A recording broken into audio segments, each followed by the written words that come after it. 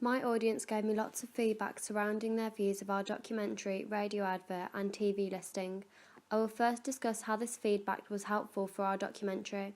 My documentary was based around social media and the positive and negative impacts it has. I targeted teenagers aged 13 to 18 as my primary target audience and parents aged 40 to 50 as my secondary target audience.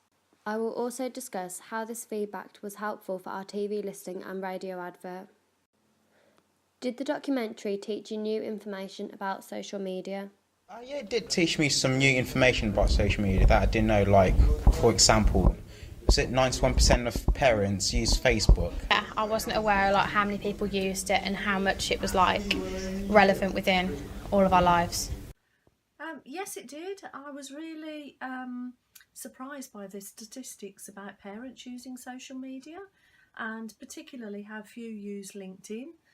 The first thing I learned about my documentary was that teenagers and parents both learnt new information about social media, specifically through the use of statistics and how many parents use social media. All of our primary audience agreed that the documentary taught them new information, and the majority of our secondary audience also agreed. One of our main aims was teaching our audience new information, so I was pleased that almost everyone we asked said they learnt something new. This showed that our audience reception was successful because both of our audience received the preferred message of an informative documentary.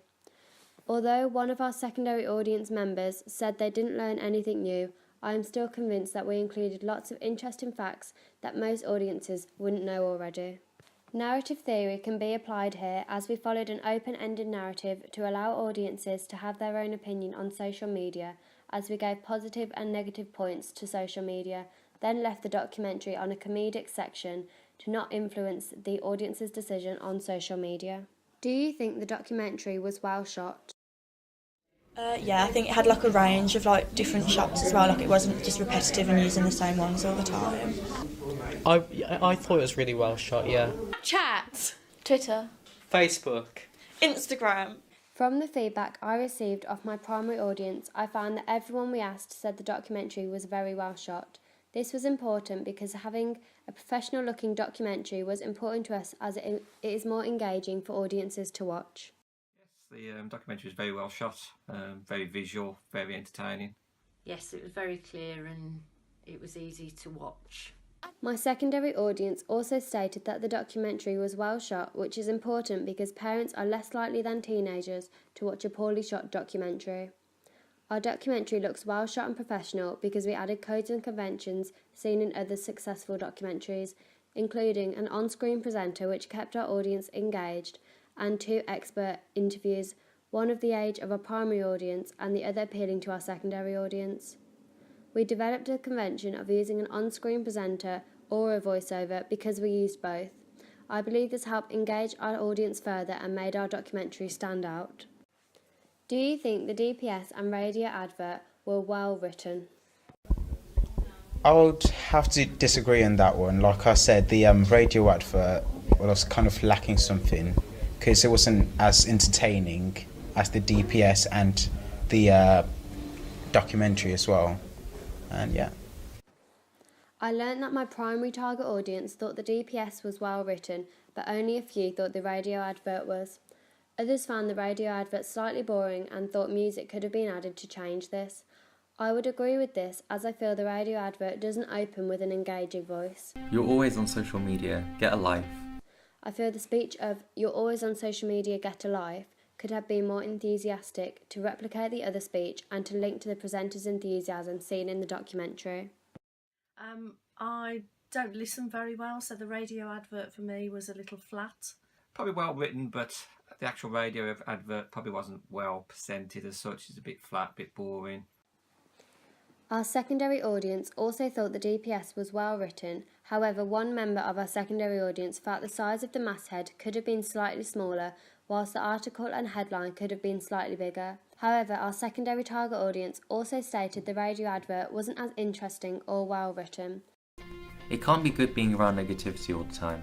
Well, it helps me stay connected and it's just a bit of fun.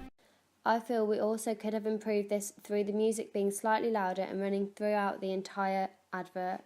In my opinion, our script was well written. The only criticism is the enthusiasm of the first voice. The theory of mediation can be applied here, as our radio advert could have been mediated to present a livelier advert through the first voice if it was more enthusiastic.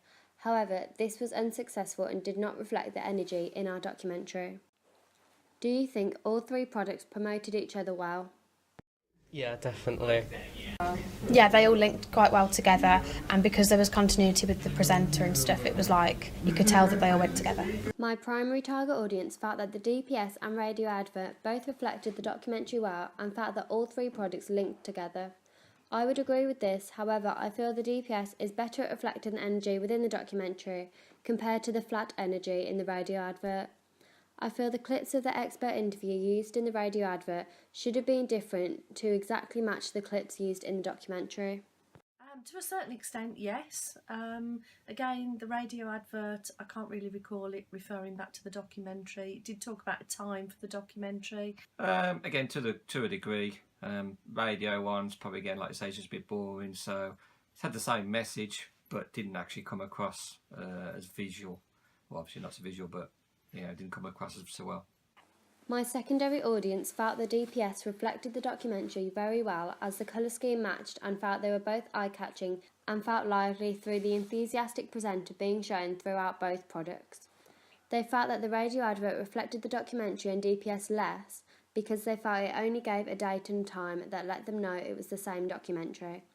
I would agree with this criticism because some of the clips used in the radio advert were slightly different to those used in the documentary. Also, we could have added more clips of the presenter within the radio advert to give a feel for a lively energy of the documentary. I feel we followed cross-media convergence and synergy well because all three of our products link in some way and they follow similar conventions such as the presenter being used throughout all three products and the expert interview shown throughout all three products. Overall, my audience feedback helped me greatly when finding if my documentary, radio advert and DPS were successful, and I would agree with the feedback I've been given.